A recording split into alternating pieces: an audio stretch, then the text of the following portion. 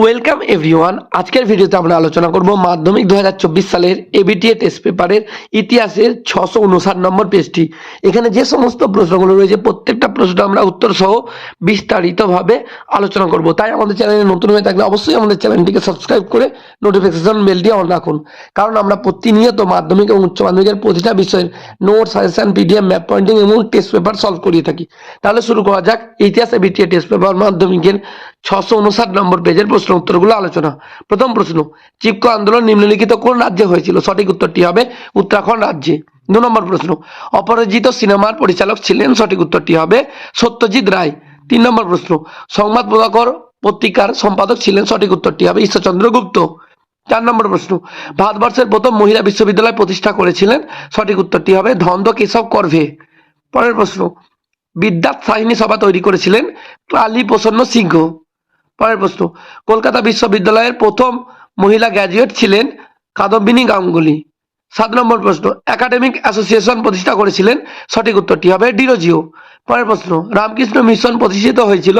সঠিক উত্তরটি হবে 1897 সালে। খুদকাতি প্রথা নিম্নলিখিত কোন সমাজে প্রচলন ছিলেন? সঠিক উত্তরটি হবে মুন্ডা সমাজে। 10 নম্বর প্রশ্ন, ভারতীয় অরণ্য আইনকে প্রথমবার সংশোধন করা হয়েছিল? সঠিক উত্তরটি হবে 1878 সালে। 11 নম্বর প্রশ্ন, বাংলা ভাষায় প্রথম ছাপা বই হলো? সঠিক উত্তরটি হবে a grammar of Bengal language. এই প্রশ্নটা বারবার টেস্ট পেপারে বিভিন্ন পেজে রিপিট হচ্ছে, এটি ফাইনালে পড়ার সম্ভাবনা প্রবল রয়েছে। পরের প্রশ্ন, দুর্জন সিংহ নিম্নলিখিত কোন বিদ্রোহের সঙ্গে যুক্ত ছিলেন? সঠিক উত্তরটি হবে কোল বিদ্রোহ। উত্তরপ্রদেশে সিপাহী বিদ্রোহের নেতৃত্ব দিয়েছিলেন রানী লক্ষ্মীবাঈ।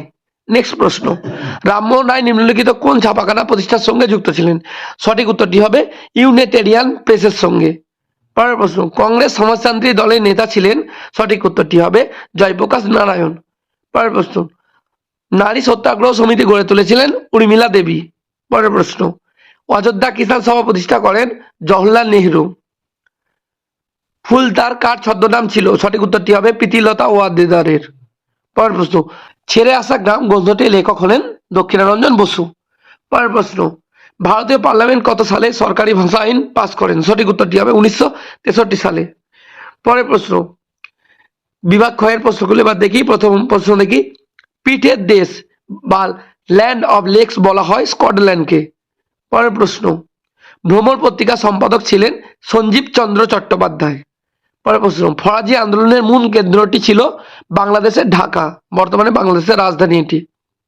পরের প্রশ্ন দেখি, ব্রিটিশ সরকার কত সালে 10ম আইন পাস করেন? 1859 সালে। পরের প্রশ্ন, ঠিক ভুল নির্ণয় করতে বলেছে এখানে। শহীদ মিনারের পূর্ব নাম ছিল অক্টরলোনি মনুমেন্ট, এটি হবে সত্য। পরের প্রশ্ন, নীলদর্পণ নাটক ইংরেজি অনুবাদকদের প্রকাশক ছিলেন রেভারেন্ড লং সাহেব, এটি হবে সত্য। পরের প্রশ্ন দেখি আমরা, জমিদার সভার প্রথম সভাপতি ছিলেন দ্বারকনাথ ঠাকুর, এটি হবে ভুল।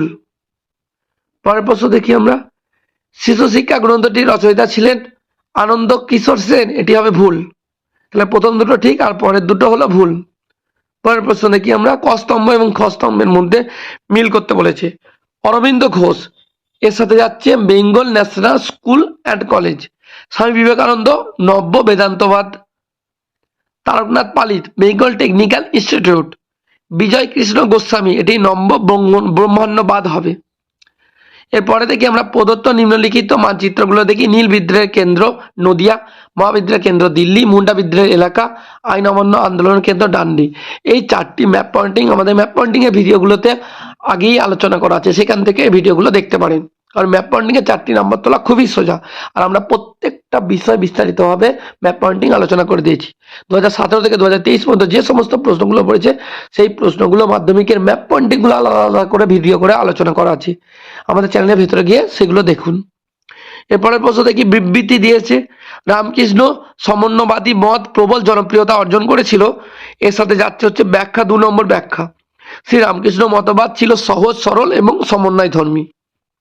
পরের প্রশ্ন দেখি, 19বিংশ শতাব্দীর দ্বিতীয়ার্ধে ছাপাখানাগুলির ব্যবসায়িক উদ্যোগ বৃদ্ধি পায়, এর কারণ ছিল পাঠ্যপুস্তক ও শিশু শিক্ষা গ্রন্থের চাহিদা বিশেষভাবে বৃদ্ধি পেয়েছিল সেই সময়, অর্থাৎ ব্যাখ্যা 1 নম্বরটা হবে। 3 নম্বর প্রশ্নটা দেখি, এক আন্দোলন সংগঠিত হয়েছিল উত্তরপ্রদেশে, এর ব্যাখ্যা ছিল এটি একটি কৃষক আন্দোলন। পরের প্রশ্ন দেখি আমরা, 1928 খ্রিস্টাব্দে কমিউনিস্টরা ওয়ার্কার্স অ্যান্ড পেজেন্টস পার্টি প্রতিষ্ঠা করেন। এর কারণ ছিল শ্রমিক ও কৃষক আন্দোলনকে গতিশীল করার জন্য। তাহলে আজকের ভিডিওতে আমরা মাধ্যমিক এবিটিএ টেস্ট পেপার ইতিহাসের 659 নম্বর পেজের প্রত্যেকটা প্রশ্ন বিস্তারিতভাবে উত্তর সহ আলোচনা করলাম।